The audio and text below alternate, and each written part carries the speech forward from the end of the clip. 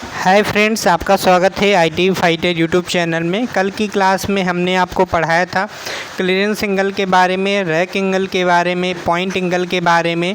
फिर हमने आपको बताया था झुकाव एंगल के बारे में। इनको कैसे याद करना है और इनसे क्या क्वेश्चन पूछे जाते हैं वो हमने कल की वीडियो में आपको बताया था।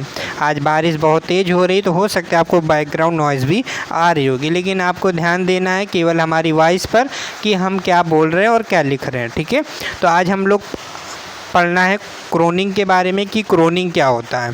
अगर आपने कल की क्लास नहीं देखी तो प्लेलिस्ट में जाकर देख सकते हैं इस क्लास को कंप्लीट देखने के बाद। ठीक है, चलिए स्टार्ट करते हैं। क्रोनिंग क्या होता है? छेनी के कटिंग बिंदु में हल्की सी वक्रता बनाई जाती है जिसे क्रोनिंग कहा जाता है। आपने ये बहुत पढ़ा होगा कि चीजल का जो कटिंग एज होता है उसको हम कन्वेक्स बनाते हैं ना, उत्तल बनाते हैं। तो वो कन्वेक्स को ही हम यहाँ पे जो शेप देते हैं उसे हम क्रोनिंग कहते हैं। तो क्रोनिंग कोई नया शब्द नहीं है, बस जो हम लोग पढ़े थे उसी को क्रोनिंग कहा जाता है कि चीजल को हम कन्वेक्स रूप में जो बनाते हैं उसी को हम क्रोनिंग कहते हैं। और कन्वेक्स रूप में क्यों बनाते हैं ये एग्जाम में बहुत बार पूछा जाता है, तो वो भी हम जानेंगे। तो छेनी के कटिंग बिंदु में हल्की सी वक्रता बनाई जाती है, ठीक है, उसे क्रोनिंग कहा जाता है। मान लीजिए अगर हम क्रोनिंग को फिगर के माध्यम से समझेंगे तो कोई चीज़ल अगर आप देखोगे तो उसका शेप आप देखोगे तो कैसा रहता है, वो थोड़ा सा उत्तल टाइप का होता है ना, उभरा हुआ रहता है। आप कोई भी ये जैसे एक चीज़ल आपको दिख रही होगी है ना, कोई भी आप ये चीज़ल देखिएगा, इसका कैसा फेस है, उभरा हुआ है, तो उसे हम बोलते हैं कन्वेक्स या क्रोनिंग। ठीक है, अब क्रोनिंग के बारे में समझ गए, आगे हम इसमें जानते हैं इसके बारे में पॉइंट क्या है। नेक्स्ट पॉइंट इसमें यह है कि जिसके कारण क्रोनिंग के कारण क्या होता है, जिसके कारण से कोणों में काटने के वक्त छेनी का कटिंग बिंदु टूटती नहीं। ये कोणों नहीं, यहाँ पर क्या होगा, कोनों में, है ना, कोनों में क्या होगा, कोनों में काटने वक्त छेनी का कटिंग बिंदु टूटती नहीं है। इसका क्या मतलब है, जो हम चीज़ल यूज करते हैं, ठीक है, कटिंग क्रिया करते समय उसमें उस समय क्या होता है कि कटिंग बिंदु हमारा टूटता नहीं है। छेनी का जो हमारा कटिंग पॉइंट होता है वो क्या है, टूटता नहीं है। अगर सीधा होगा तो फिर क्या होगा, कटिंग एज इस टाइप का होगा तो फिर हमारा टूट जाएगा ये चीज़, है ना। तो इसलिए इसको कन्वेक्स गोलाई में बना देते हैं। ठीक है, ये चीज़ समझ में आया। नेक्स्ट है यहाँ पर चीपिंग करते समय छेनी आसानी से चला पाते हैं। ठीक है, तो अगर हमारी कन्वेक्स आकार बनी है तो उसको हम चीपिंग करते समय चीजल को आसानी से चला सकते हैं। ठीक है, ये हमारा फिगर यहाँ पे दिखाया गया है। नेक्स्ट यहाँ पर जो पॉइंट एंगल के बारे में बहुत बढ़िया एग्जाम में पूछा जाता है, और कल की क्लास में हमने आपको बताया था कि अगर हम इन पॉइंट एंगल में 7 का भाग दे दें तो झुकाव एंगल आ जाता है। वो थोड़ा सा मिस्टेक है, वो ऐसा है कि इसमें क्या करते हैं हम लोग 2 का भाग देते हैं और 7 जोड़ते हैं। ये ट्रिक है जिससे हम झुकाव एंगल निकालते हैं। तो अब कैसे याद करना, तो सबसे पहले हाई कार्बन स्टील में अगर हमें कटिंग क्रिया करनी है तो चीजल का पॉइंट एंगल कितना रखेंगे, 65 डिग्री रखेंगे। कास्ट आयरन की अगर हम कटिंग क्रिया करनी है तो चीजल का पॉइंट एंगल कितना रखेंगे, 60 डिग्री रखेंगे। इसी प्रकार से माइल्ड स्टील की अगर कटिंग करना है तो हम चीजल का पॉइंट एंगल कितना रखेंगे, 55 डिग्री रखेंगे। इसी प्रकार से पीतल के लिए 50 डिग्री। हम यहाँ पे कुछ आपको ट्रिक भी बताएंगे। कॉपर के लिए यहाँ पर 45 डिग्री, एल्यूमिनियम के लिए 30 डिग्री। एक और याद कर लीजिए, जिंक के लिए कितना होता है, तो जिंक के लिए एग्जाम में पूछ लेता है, जिंक के लिए 35 डिग्री रखते हैं। कल की क्लास में हमने आपको याद कराया था। पीतल के लिए ये ट्रिक है कि पीतल है और यहाँ पे पा से क्या होता है, 50। ठीक है, पा से क्या होता है, 50। तो सिंपल से याद रखिए, पीतल के लिए कटिंग एंगल कितना होता है, 50 डिग्री। पीतल पे कटिंग क्रिया करनी है तो चीजल का पॉइंट एंगल कितना होगा, 50 होगा। कैसे याद रखोगे, पा से 50, इस टाइप से याद रख सकते हो। ठीक है, अब जब पीतल का 50 है तो कॉपर का कितना होगा, 5 कम कर दो, 45। और माइल्ड स्टील का आपको याद होना चाहिए 55 डिग्री होता है। शायद आप भी डर गए होगे, हम भी डर गए थे। चलिए आगे पढ़ते हैं। फिर इसमें हम क्या करते हैं, बहुत तेज़ी बिजली कड़क रही है ना, तो यहाँ पर हम क्या करते हैं, अब जैसे अब हमें क्या याद करना है, कोण का झुकाव एंगल याद करना है। अब जैसे पॉइंट एंगल क्या है, 60 डिग्री है, किसका, कास्ट आयरन का। तो कैसे याद करना है, 60 में हम क्या करेंगे, 2 का भाग देंगे तो कितना आता है फ्रेंड्स, 30 आता है। ठीक है, 30 आता है। अब हमें क्या करना है, 30 आ गया, अब इसमें 7 जोड़ना है। ठीक है, हमेशा क्या करना है, पॉइंट एंगल में 2 का भाग देना, फिर 7 जोड़ना है। ऐसा करने से हमारा झुकाव एंगल आ जाता है और हमें कभी भी झुकाव एंगल रटने की ज़रूरत नहीं होगी। जैसे एग्जाम में पूछ लेता है कि बताइए हमें हाई कार्बन स्टील की में कटिंग क्रिया करनी है तो चीज़ल का झुकाव एंगल कितना रखेंगे, तो लगभग 40 डिग्री रखेंगे, लेकिन हमें लगभग नहीं एक्यूरेट में याद करना है 39.5 डिग्री, ठीक है, 39.5 डिग्री। अब यहाँ पे एक चीज़ है, याद कैसे करेंगे, हमने ट्रिक आपको बता दिया है, रटने की ज़रूरत नहीं है। 65 में हम 2 का भाग देंगे, 2 3 6 है ना, यहाँ पे कट गया 5 आया, फिर यहाँ पे 2 दूना 4, 5 में 4 गया 1, फिर पॉइंट लगाएंगे 0, 2 पंचे 10। अब यहाँ पे कितना आया, 2 का भाग देने में 32.5 आया है ना, 32.5 आया देखना, तो 32.5 हमने यहाँ पे लिख लिया। अब हमने ट्रिक क्या बताई कि 7 जोड़ना है, तो इसमें आप 7 जोड़ोगे तो कितना आ जाएगा, 5 7 2 9 और 39.5 आ गया, तो प्रूफ हो गया ना। तो सिंपल सा किसी का भी निकालोगे, जैसे एग्जाम्पल यहाँ पे पीतल का लो देख लो, पीतल में अगर जैसे पीतल का शायद हम बता चुके हैं कि इसमें 2 का भाग दोगे तो हमारा 25 आएगा, फिर इसमें 7 जोड़ोगे तो आपका यहाँ पे 32 आ जाएगा, ठीक है। और इसका आप देख सकते हो कास्ट आयरन में अगर चीजल का झुकाव एंगल निकालना है कि कास्ट आयरन में अगर हमें कटिंग क्रिया करनी है, ठीक है, तो चीजल का झुकाव एंगल कितना होगा, तो 60 में हम 2 का भाग देंगे तो कितना आ जाएगा, यहाँ पे 30 आ जाएगा, फिर हमें क्या करना है 7 जोड़ देना है तो 37 आ जाएगा। तो ये हमें हमेशा सभी में ट्रिक में काम आएगी, ऐसा नहीं कि किसी के लिए अलग लिए रहेगा, सभी के लिए सेम यही ट्रिक रहेगी, ठीक है। अगर आपको इसका याद करना है एल्यूमिनियम के लिए चीजल का झुकाव एंगल कितना होगा, तो एल्यूमिनियम में हम इसमें क्या करेंगे, 2 का भाग देंगे तो 30 में 2 का भाग देंगे तो हमारा 15 आएगा, 15 में 7 जोड़ेंगे तो हमारा 22 आ जाएगा। तो याद रटने की ज़रूरत ही नहीं है झुकाव एंगल की, ठीक है, चलिए याद हो गया होगा।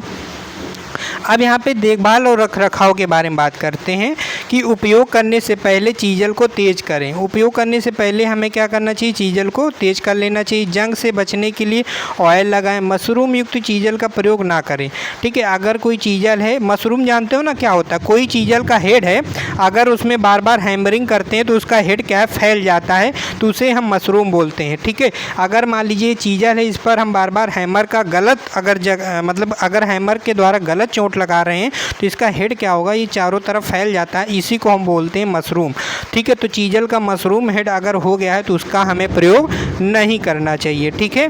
ये पॉइंट याद हो गया। चलिए नेक्स्ट पॉइंट क्या है, चीपिंग करते समय सुरक्षा चश्मे का उपयोग करें। चीपिंग करते समय हमें सेफ्टी गॉगल्स का यूज करना चाहिए। बहुत बार एग्जाम में पूछा जाता है कि चीपिंग करते समय हमें कौन से गॉगल्स का यूज करना चाहिए, किसका यूज करना चाहिए, हमें किसका यूज करना चाहिए, सेफ्टी गॉगल्स का। एक ऑप्शन वहाँ पे दे देता है कि सेकंड ऑप्शन सन गॉगल्स है ना, एक ऑप्शन देता है सन गॉगल्स, दूसरा ऑप्शन देता है सेफ्टी गॉगल्स, तो आपको क्या लगाना है, सेफ्टी गॉगल्स लगाना है, ठीक है। चीपिंग करते समय चीपिंग करते समय क्या करना चाहिए, ध्यान से कार्य करना चाहिए, ये भी आपको पॉइंट याद रखना है। और हमें छेनी के सिर पर कोई चिकना पदार्थ नहीं लगाना चाहिए, ठीक है। तो चीजल का जो हेड है उस पर कोई भी चिकना पदार्थ नहीं लगाना चाहिए और चीपिंग करते समय ध्यान से कार्य करना चाहिए। ये क्वेश्चन आप लोग से हम लोग पूछते हैं कि बताइए जब चीजल पर हम हैमर से चोट लगाते हैं तो हमारी नज़र किस पर होनी चाहिए, क्या हमारी चीजल के हेड पर नज़र रखनी चाहिए या हम कटिंग एज पर रखेंगे। या एग्जांपल ऐसे समझिए, ऑप्शन है जॉब पर रखेंगे नज़र, या चीजल के हेड पर रखेंगे, ठीक है, या फिर हम रखेंगे हैमर के हैंडल पे रखेंगे। तो जब हम चीपिंग कर रहे होते हैं उस समय जब हैमर की चोट मारते हैं तो हमारी नज़र किस पर होनी चाहिए, क्या जॉब पर होनी चाहिए या कटिंग एज पर होनी चाहिए या फिर होनी चाहिए हैमर के हैंडल पर। कमेंट करके ज़रूर आप लोग बताइएगा, जो पब्लिक कमेंट होता है वहाँ पर आंसर बताइएगा, ठीक है। यहाँ तो आप लोग बता ही रहे हो, वहाँ पर भी बताइएगा, ठीक है। तो ये बहुत ही अच्छा क्वेश्चन है, आप लोग जरूर बताइएगा। अब यहाँ पे जैसे है ऑर्डिनरी डेप्थ गेज के बारे में देख लेते हैं, यहाँ पर क्या है, ठीक है। डेप्थ गेज क्या होता है, साधारण गहराई गेज एक अर्ध परिशुद्ध उपकरण है जिसका उपयोग झिर्रियों, सुराखों, स्टेप्स की गहराई मापने में करते हैं। तो ऑर्डिनरी डेप्थ गेज का यूज कहाँ पर करते हैं, जहाँ पर स्टेप की गहराई को मापना हो, ठीक है। कहाँ पर, झिर्री वाले सुराखों की स्टेप में गहराई मापना हो, वहाँ पे ऑर्डिनरी डेप्थ गेज का उपयोग करते हैं। ये क्या है, हमारा अर्ध परिशुद्ध उपकरण है, डरना नहीं है, पढ़ते जाना है, अगर हम पढ़ा रहे हैं तो आपको भी पढ़ना है। ऑर्डिनरी गहराई गेज के भाग क्या होते हैं, निशान लगा बीम, क्लैंपिंग मापक, ये यहाँ पर आधार बेस, ये हमारे हैं। अब इसके रेंज यहाँ पे एग्जाम में पूछ सकता है कि बताइए ऑर्डिनरी डेप्थ गेज जो होते हैं, ठीक है, ऑर्डिनरी डेप्थ जो साधारण गहराई गेज, अगर यहाँ पे मान लीजिए ये ऑर्डिनरी ना भी लिखे, क्या लिख दे, केवल डेप्थ गेज, तो डेप्थ गेज से भी आपको याद रखना है कि डेप्थ गेज का प्रयोग हम कहाँ पर करते हैं, स्टेप्स की गहराई मापने के लिए करते हैं, ठीक है। डेप्थ गेज का प्रयोग कहाँ करते हैं, डेप्थ मीन्स गहराई, स्टेप्स में गहराई मापने के लिए। यह कैसा प्रकार का टूल है, ये हमारा अर्ध परिशुद्ध उपकरण है। अगर हमारा डेप्थ गेज के भाग के बारे में बात करें तो डेप्थ गेज जो ऑर्डिनरी डेप्थ गेज होता है उसके निम्न भाग होते हैं जो हमने अभी आपको बताया। इसकी जो रेंज होती है, डेप्थ गेज की रेंज कितनी होती है, 0 से 200 मिलीमीटर होती है, ठीक है, याद रखना है। डेप्थ गेज की रेंज कितनी होती है, 0 से 200 मिलीमीटर इसकी हमारी क्या होती है, रेंज होती है, ठीक है। डेप्थ गेज की रेंज कितनी होती है, 0 से 200 मिलीमीटर रेंज उपलब्ध होती है। ऑर्डिनरी डेप्थ गेज की मदद से 0.5 की शुद्धता से माप लिया जाता है। तो लिस्ट काउंट पूछा जा सकता है और रेंज पूछा जा सकता है। तो आप क्या बताओगे कि डेप्थ गेज की जो हमारी रेंज होती है वो 0 से 200 मिलीमीटर तक की गहराई में स्टेप में माप सकता है, ठीक है। अगर हमें पूछा जाए कि स्टेप में गहराई में हम कितना माप सकते हैं, 0 से 2 mm की रेंज में उपलब्ध होते हैं। जो ऑर्डिनरी डेप्थ गेज जो हमारा डेप्थ गेज की मदद से कितनी 0.5 की शुद्धता में माप लिया जाता है। तो डेप्थ गेज की अगर लिस्ट काउंट पूछे या ऑर्डिनरी डेप्थ गेज की लिस्ट काउंट पूछेगा तो आप क्या बताओगे, 0.5 mm बताओगे, ठीक है। तो ये आपको चीज़ों को याद रखना है। नेक्स्ट यहाँ पे ये ऑर्डिनरी डेप्थ गेज का फिगर दिया गया है और ये आपको प्रीतम ठाकुर में भी ये शायद को इस टाइप का आपको नहीं दिखेगा। तो यहाँ पे जो निमी स्पेशल बुक है जो हम आपको पढ़ा रहे हैं एवरी एग्जाम के लिए बहुत ही इंपॉर्टेंट बुक है ना। तो यहाँ पे थ्योरी हम आपको पढ़ा रहे हैं, यहाँ पर इन भागों के बारे में बताया गया है। तो भागों के बारे में इसको जैसे हम यहाँ पर इसको हम ऐसे कर लेते हैं। देखिए अब फर्स्ट पॉइंट यहाँ पे क्या है, निशान लगा बीम, फर्स्ट पॉइंट हमारा क्या है, ये हमारा बीम कहलाता है। सेकेंड क्या है, क्लैंपिंग स्क्रू, क्लैंपिंग स्क्रू हमारा कहाँ पर है, ये हमारा क्लैंपिंग स्क्रू है। थर्ड क्या है, मापक है, थर्ड हमारा यहाँ पे मापक है, ठीक है। बीम ये हमारा फर्स्ट बीम है और सेकंड थर्ड यहाँ पे क्या है, हमारा मापक है, ठीक है। तो ये याद रखना है। बेस क्या होता है, बेस हमारा 4th नंबर, ये हमारा बेस है, ठीक है। आपको जा वगैरह लगेगा तो जा नहीं होता, ये क्या होता है, ये हमारा बेस का यहाँ पे फिगर दिया गया है, ये हमारा बेस होता है। या इसे हम स्टॉक भी बोल सकते हैं, क्या बोल सकते हैं, स्टॉक बोल सकते हैं, ठीक है। जैसे हमारा डेप्थ माइक्रोमीटर में होता है, ठीक है। तो ये चीज़ें आपको याद रखना है। डेप्थ गेज की रेंज कितनी होती है, याद रखना है, 0 से 200 मिलीमीटर। कितना इसकी लिस्ट काउंट होती है, 0.5 मिलीमीटर। अगर एग्जाम में पूछे जाएगा इसका डेप्थ गेज का काम क्या होता है, ये क्या करता है, ये करता है कि झिर्रियों में स्टेप में गहराई मापने के लिए इसका हम यूज करते हैं, ठीक है। नेक्स्ट क्या है हमारा, चीजल के बारे में, जो कि काफ़ी इंपॉर्टेंट यहाँ पे पॉइंट पूछे जाते हैं। सबसे पहले पूछा जाता है कि चीजल को हम ग्राइंड करते हैं तो किस ग्राइंडर पे हम इसको ग्राइंड करते हैं। तो ये बहुत क्वेश्चन पूछा जाता है एग्ज़ाम में और आप लोग को याद भी आ रहा होगा कि लगातार उपयोग के कारण चीजल क्या है, हमारी मंद पड़ जाती, मतलब डल हो जाती है। चिपिंग अच्छे से करने के लिए चीजल को पेडेस्टल ग्राइंडर पर नियमित रूप से फिर तेज़ किया जाना चाहिए। मतलब अगर हमें अच्छे से चिपिंग करनी है तो अब चीजल को हमेशा हमें क्या है, ग्राइंड करते रहना चाहिए। जब भी वो डल हो जाए तब हमें ग्राइंड करना चाहिए। तो किस ग्राइंडर पे हमें ग्राइंड करना चाहिए, ये क्वेश्चन पूछा जाता है। तो पेडेस्टल ग्राइंडर पर हमें नियमित रूप से चीजल के कटिंग एज का जो धार है उसको तेज़ करना चाहिए। तो ठीक है, क्या क्वेश्चन पूछेगा कि चीजल के कटिंग एज को किस ग्राइंडर से ग्राइंड करते हैं, पेडेस्टल ग्राइंडर से हम नियमित रूप से ग्राइंड किया जाता है। ये आपका निमी क्वेश्चन बैंक में भी ये क्वेश्चन है और इसरो में और अलग एग्जामों में काफ़ी बार क्वेश्चन पूछा गया है। नेक्स्ट क्वेश्चन है, नेक्स्ट पॉइंट है, ग्राइंडिंग मशीनों पर चीजल को तेज़ की जाती है। तो अगर एग्जाम में पूछा जाएगा कि चीजल को अगर हमें ग्राइंड करना है तो हम किस में ग्राइंड करते हैं, है ना। तो हम किस में ग्राइंडिंग मशीनों पर इसको हम ग्राइंड करते हैं और क्या करते हैं, किस ग्राइंडर से, पेडेस्टल ग्राइंडर पर हम इसका नियमित रूप से तेज़ करते हैं। यहाँ पर ये फिगर दिया गया है, ये पेडेस्टल ग्राइंडर का, यहाँ पर आप इसको देख सकते हो। एग्जाम में बहुत बार पूछा जाता है कि ये जो हमारा फिगर बना हुआ है ये क्या है, ये हमारा टूल रेस्ट कहलाता है। और ये हमारा क्या है, ये आप क्या देख रहे हो फिगर, ये हमारा क्रॉस व्हील है, ठीक है। ये किसका फिगर है? ये हमारा क्रॉस व्हील का फिगर है। अब आपसे क्वेश्चन ये पूछना चाह रहे हैं हम कि बताइए टूल रेस्ट और व्हील के बीच में कितना गैप रखा जाता है। आप देख रहे होगे इन दोनों के बीच में यहाँ पर गैप रखा गया है, तो आपको बताना है कमेंट करके कि टूल रेस्ट, ये हमारा टूल रेस्ट है, टूल रेस्ट और व्हील के बीच में कितना गैप रखा जाता है, ये आप लोग को कमेंट करके बताना है, ठीक है। तो ये हमारा हो गया पेडेस्टल ग्राइंडर, है ना, आपने देख लिया। इधर आपका ये व्हील गार्ड कहलाता है, ये आप व्हील गार्ड देख रहे हो, और ये हमारा फाइन व्हील इधर लगा हुआ है। मतलब एक्यूरेसी में अगर काम करना है तो यहाँ पर इस ग्राइंडर से हम लोग चीज़ल को ग्राइंड करेंगे, ठीक है। चलिए नेक्स्ट यहाँ पे देख लेते हैं, यहाँ पर कौन सा हमारा यहाँ पे क्या बताया जा रहा है, इसके बारे में क्या कहा जा रहा है कि कई बार फिर से ग्राइंडिंग करने के बाद काटने वाले किनारे बहुत मोटे हो जाते हैं। ऐसे चीज़ल को पुनः तेज करने के लिए उपयुक्त है कि ग्राइंडिंग से पहले उन्हें जाली और आकार में लाया जाना चाहिए, ठीक है। तो ये चीज़ आपको याद रखना है कि किस आकार में लाना चाहिए, जाली आकार में। ये कब होता है कि जब हम कई बार ग्राइंडिंग कर देते हैं तो काटने वाले किनारे क्या हो जाते हैं, बहुत बार मोटे हो जाते हैं, है ना। तो इससे कटिंग क्रिया नहीं हो पाएगी। तो हम क्या करते हैं, ऐसे में चीज़ल को पुनः फाइन करने के लिए, तेज करने के लिए हम क्या करेंगे, ग्राइंडिंग से पहले उन्हें जाली और आकार में लाया जाना चाहिए। ग्राइंडिंग शुरू करने के लिए निम्नलिखित प्रक्रिया का पालन किया जाना चाहिए। तो किस किस हम प्रक्रिया का यहाँ पे देखते हैं। यह सुनिश्चित कर लें कि व्हील गार्ड तथा स्थान पर है तथा मजबूती से बंधा है। ये सेफ्टी से रिलेटेड है कि ग्राइंडिंग व्हील की स्थिति को टूट फूट तथा दरक के लिए निरीक्षण करें, बिल्कुल है। और सुरक्षा चश्मे पहने, सेफ्टी गॉगल्स पहनना है हमें, ये तो आपको हमने बताया ही है।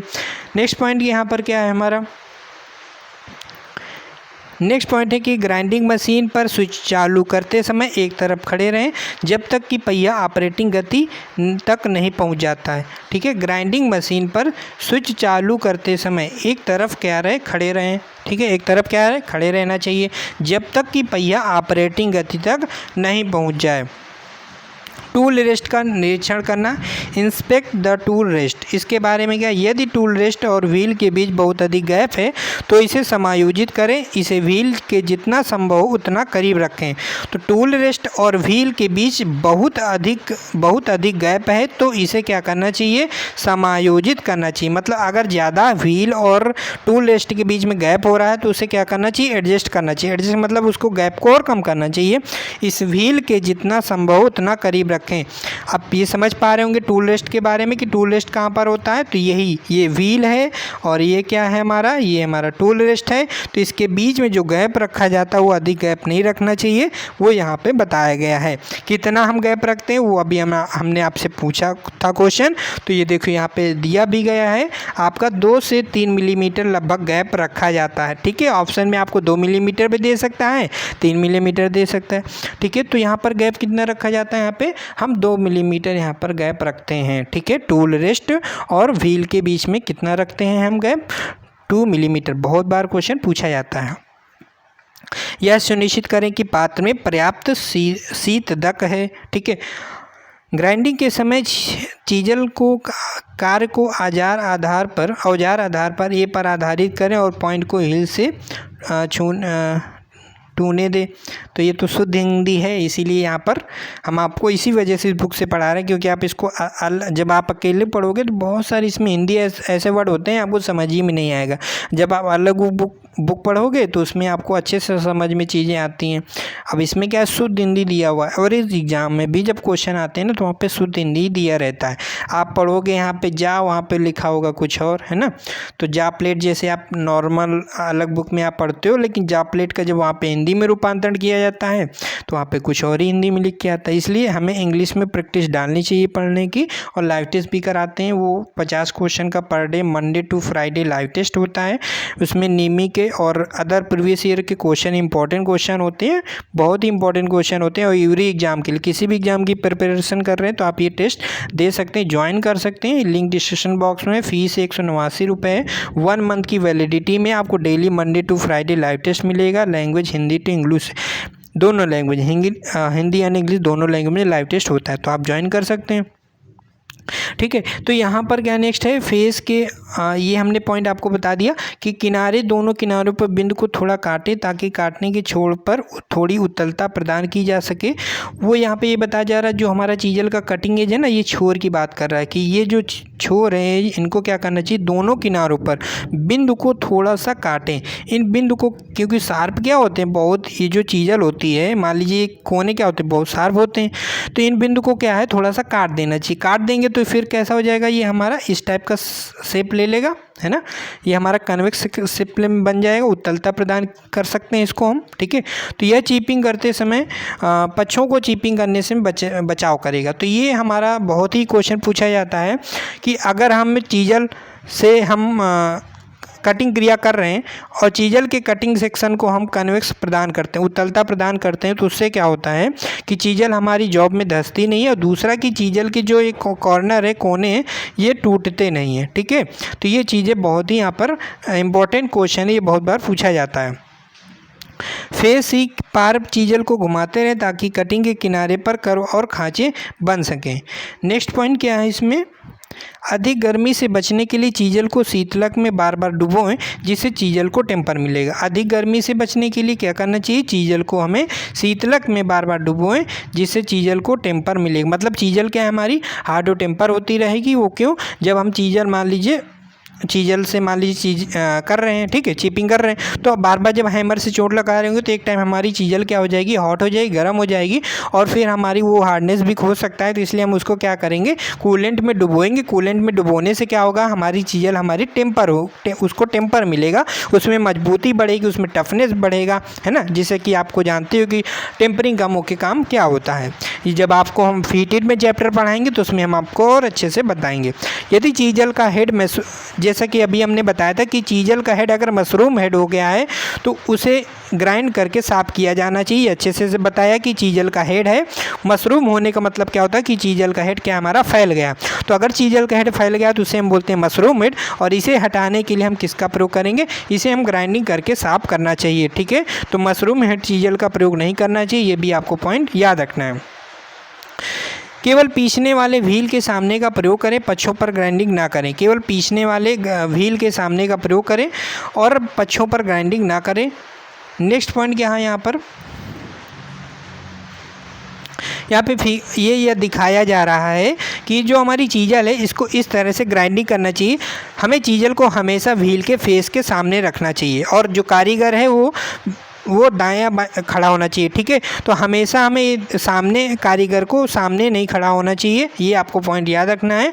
और यहाँ पे जो चीजल है उसको क्या करना चाहिए, क्योंकि देखिए हम लोग का सामान्यतः दाएं हाथ में ज़्यादा प्रेशर रहता है, हम लोग का हमेशा अपना दायां हाथ का फोर्स लगा रहता है, तो हम लोग को सामने नहीं हमेशा खड़ा होना है, क्या दाएं ओर खड़ा होना है। ठीक है, इस तरफ मान लीजिए ये लगा हुआ है, ठीक है, ये लगा हुआ है, तो व्यक्ति किस तरफ खड़ा होगा, इस तरफ खड़ा होगा कि इस तरफ खड़ा होगा ना। मान लीजिए एज्यूम करिए इस तरफ आप खड़े होंगे, तब आप और अच्छे से इसमें आप ग्राइंडिंग कर सकेंगे, है ना।